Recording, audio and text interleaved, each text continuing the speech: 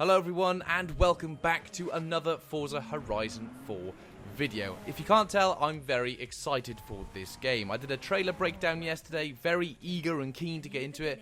Made a few mistakes along the way, but thankfully some of you guys corrected myself in the comments, so thank you for that. If you haven't seen the trailer breakdown, I'll have a card on screen for you to click on now, so you can go and watch that now, or you can watch it after this video. But today, for this video, I thought I would talk about 5 things that you should probably know about Forza Horizon 4 if you don't know already. Once the game trailer came out yesterday, a bunch of information was given to us by Microsoft and Playground, and I've got 5 things here that are very interesting that I think you guys might know if you don't know so already. Now, the first thing I want to talk about are the cars. 450 cars. Whilst they may be a lot less than what we had in Motorsport 7, I feel like this is going to be a much more diverse and compact car list. Whilst there's less cars, I feel like the variety will still be there. I've got an article on the website Full Throttle, media.co.uk. I will leave a link to that down below. Myself and Sam helped me a little bit earlier today. We did scouting of the trailers and stuff. We only looked at the cars that were seen in gameplay, B-roll, and as I said, the trailers. So some of the stuff we saw, Honda NSX coming back, Aerial Nomad, which we saw in the trailer, Aston Martin DB5, I'll have an image on screen here. Load of classic cars you can see. I believe that's an Austin Healey and a Frog Eye Sprint in the background. In the trailer, you can also see the FX4, the Austin FX4, or more commonly known as a London taxi. We've got the Eagle Speedster that's coming back, the car that we haven't seen since Motorsport 4. A lot of good cars coming back to the franchise. You've got your usuals as well. You've got your Pagani Huayras, you've got your Centenarios, you've got your Ferraris. Actually, speaking of which, the only Ferraris that I think we saw in the trailer was the FXXK, and then in the B-roll footage we saw a Ferrari F40. So we don't know any of the Ferraris as of yet, but I'm pretty sure there's going to be a lot more. Now, the second thing I want to talk about are the seasons. This is something I briefly discussed yesterday. Didn't know too much about it then. Thankfully, though, I know a bit more about it now. Forza Horizon 4 is featuring 4 dynamic seasons: spring, summer, autumn, and winter. That will change the gameplay. Now, not only this, it will also help unlock new events and routes, impacting driver conditions and transforming the open world around you. So all of this will be available in 4K and HDR on the Xbox One X. So you'll be able to learn how to drive in the dry, wet, muddy, snow, icy conditions. So it'll always be a challenge for the driver, which sounds fascinating. Something that Ralph Fulton said in an interview was that a barn find, in fact, is only accessible in one of the months. So I'm going to guess that's the winter month when the lake freezes over. That means you get some form of more ground, so you'll be able to drive perhaps down a frozen over stream to get to the barn. Maybe you have to go over a lake to get to an island or something. Who knows? But the seasons will be changing up the game style, which is really, really cool. Third on the list, something that is also really cool to see being changed in the game is the amount of people who can play it. Now, usually, I believe it's 12 people per lobby, and it was 4-person co-op. That's now gone. Co-op for a 4-person co-op is no longer there. It is now a 6-player co-op, so that's obviously much bigger. So you expect now, okay, 6-player co-op, maybe the multiplayer servers will be a little bit bigger. Well, from what I can read, it's 72 players in a lobby now.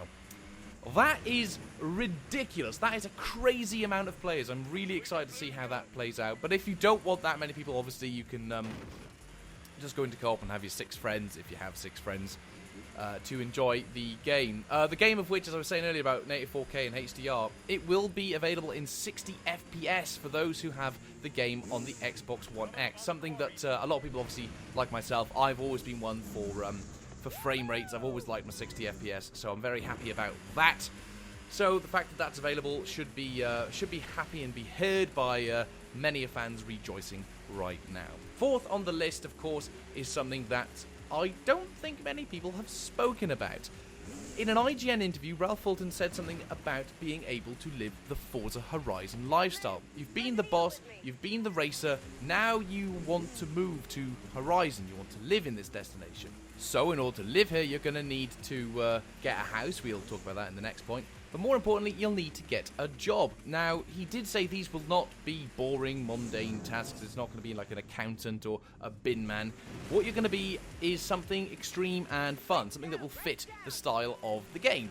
Time is passing now, right? You have seasons, and time will pass in the open world as you live there. And maybe you're not going to Horizon just for a great holiday. Maybe you're actually going there to live. And we started thinking about what that would mean for the player. You're going to have to get yourself a job. Obviously, you'll do so in a very Horizon style. It's not going to be mundane. There are some really fun jobs that you can get. You can be a stunt driver.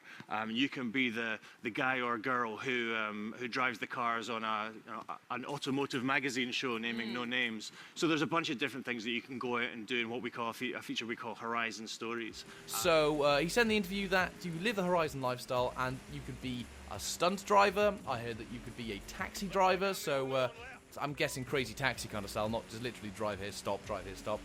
And the one that really got me going was you can be a TV automotive magazine car show host.